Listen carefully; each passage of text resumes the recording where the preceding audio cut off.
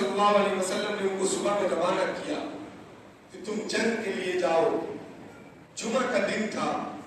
اس صحابی کو چھوڑ کر اللہ کے نبی صلی اللہ علیہ وسلم, اس قافلہ کو چھوڑ کر اللہ کے نبی صلی اللہ علیہ وسلم کچھ دور تک پورے قافلہ کو چھوڑا اور چھوڑ کر واپس آ گئے.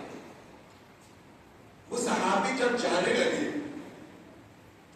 تو انہوں نے سوچا کہ میری سواری بہت تیز ہے. غور سے سنیں گے بات, میری سواری بہت تیز ہے, کیوں نہ میں اللہ کے نبی صلی اللہ علیہ وسلم کے پیچھے جمعہ کی نماز پڑھ دوں. ہو سکتا ہے کہ اللہ کے نبی صلی اللہ علیہ وسلم نے ایک بات فرمائی تھی کہ پہلے جھنڈا اس کے ہاتھ میں دینا, اس صحابی کے ہاتھ میں دینا, اگر یہ شہید ہو جائے تو پھر ان کے ہاتھ میں دینا, پھر اگر یہ شہید ہو جائے تو پھر ان کے ہاتھ میں دینا. تو اس صحابی کا نام دوسرے نمبر پر تھا. صحابی کا نام ابھی ہمارے ذہن سے نکل رہا ہے. اس صحابی کا نام دوسرے نمبر پر تھا. تو ان کو اس بات کا یقین ہو گیا کہ میں شہید ہو جاؤں گا.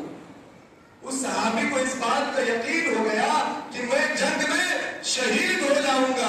اللہ کے نبی صلی اللہ علیہ وسلم نے جو ترتیب بتائی ہے اس ترتیب کے مطابق میں زندہ نہیں رہوں گا, میں شہید ہو جاؤں گا. تو انہوں نے سوچا کہ آخری جمعہ ہے, میں اللہ کے نبی صلی اللہ علیہ وسلم کے پیچھے اس جمعہ کو ادا کر لوں.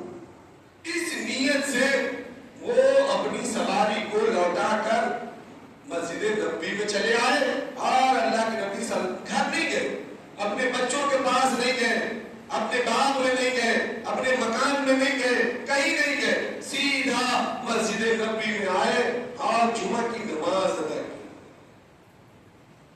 جمعہ کی نماز ادا کرنے کے بعد آپ صحابی نے آپ صلی اللہ علیہ وسلم سے ملاقات کی.